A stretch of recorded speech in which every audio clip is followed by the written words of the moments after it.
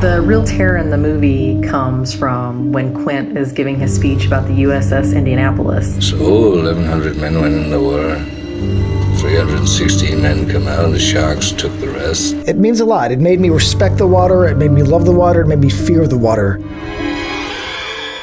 For me, it's the ride that it spawned at Universal Studios, and when I rode Jaws, it changed my mind's connection with movies and the behind-the-scenes stuff and just made me fascinated with it. Hell, I'm pretty sure there were times where I was too scared to go into the bathtub because I was scared of there being a 25-foot great white in there. It's probably the only movie in history where you could go, I wouldn't change a single thing about it. Manages to scare the living shit out of me again. There are only a handful of perfect films, and even fewer that can transcend genre or generation. Jaws turns 50 this year. 50! It created the summer blockbuster as we know it, and the film industry still uses it as a blueprint to shape newer one-offs or even franchises. It's an Oscar winner, an IMDb Top 250 mainstay, one of the most profitable films of all time, and is still just as perfect a movie 50 years later, whether you get to see it on the big screen every time it's brought back, or give it a run on each new format and special home release it receives. Jaws just means something to everyone, and so let's see why that is. Jaws isn't just a movie franchise or classic novel. It's more than just the video games, toys, board games, and amusement park attractions it received. Hell, it's even more than just a movie that rewrote how movies are made. It's a collection of flawed but perfect characters on screen and the right people behind the scenes to make it happen. It has the perfect length, the perfect score, and even the most imperfect practical effects that somehow ended up perfect through the right execution. It gave us the careers of Steven Spielberg and even John Williams, who was already an Oscar winner by the time he won gold again for his iconic score for Bruce the Shark stalking its prey. It's amazing as a movie just as much as it can be broken down scene by scene with the same result. Each section of the movie can be studied and held up as how to do things the right way when making a film. It has that something that neither its sequels nor imitators ever figured out quite how to perfect and replicate. Jaws jumps right into it by giving us one of the most important opening scenes ever. While it was arguably scarier before Blu-ray and 4K allowed us to see frankly everything, it still stands the test of time as one of the greatest table setters ever. We're even introduced to the main character right off the bat. No, not Chrissy or her bumbling would-be date. The audience is introduced to Bruce without actually seeing it. Another perfect choice that would be almost a rule of thumb in not showing the monster too early. After that harrowing scene, we get a drip feed of both characters and information. Characters like Chief Martin Brody, who has a frightened courage about him, Matt Hooper with his defiant heroism, and Quint, no last name given, who offers a grizzled and vengeance-seeking professionalism to the party.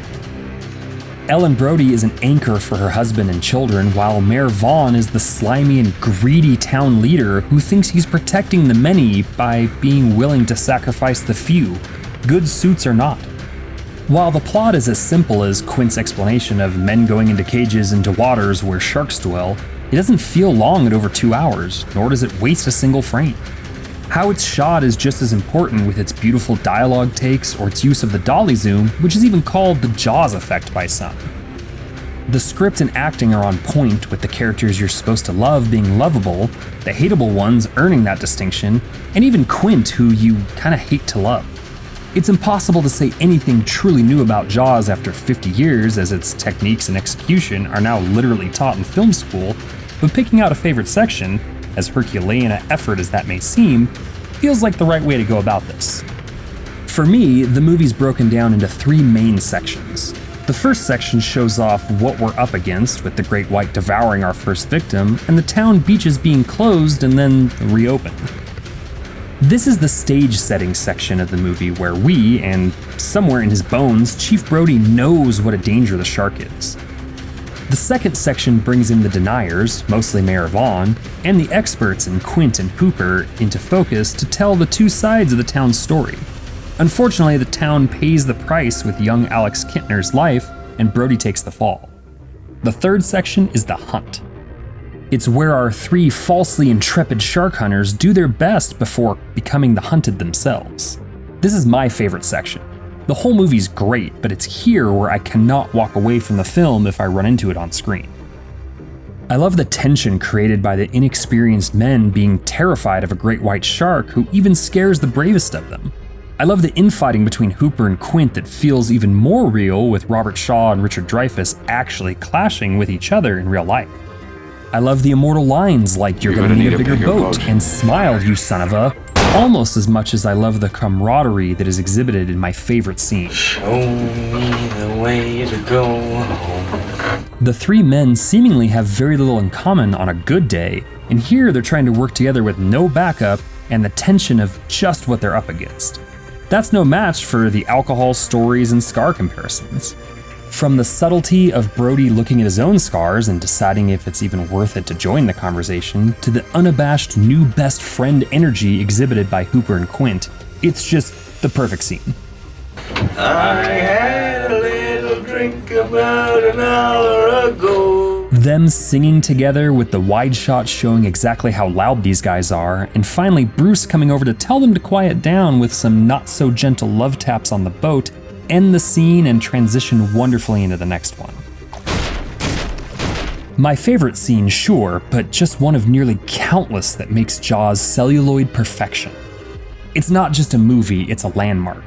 It's scary as a kid enough to make you not want to go into the water, and it's a different kind of scary as an adult, fearful of sharks that aren't there getting to your children.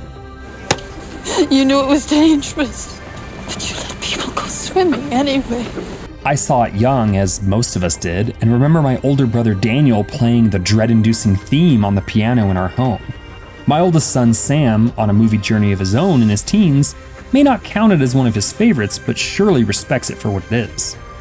My younger son Noah does list it in his all-time favorite movies, and one of my favorite memories is taking him to see it in theaters for one of its re-releases. It's a generational movie that deserves every accolade it receives and will live on from parent to child, friend to friend, spouse to spouse, and even stranger to stranger if the conversation ever gets struck up. There will never be another movie quite like it. So here's to another 50 years of being afraid to go into the water. Okay, so we drink our legs.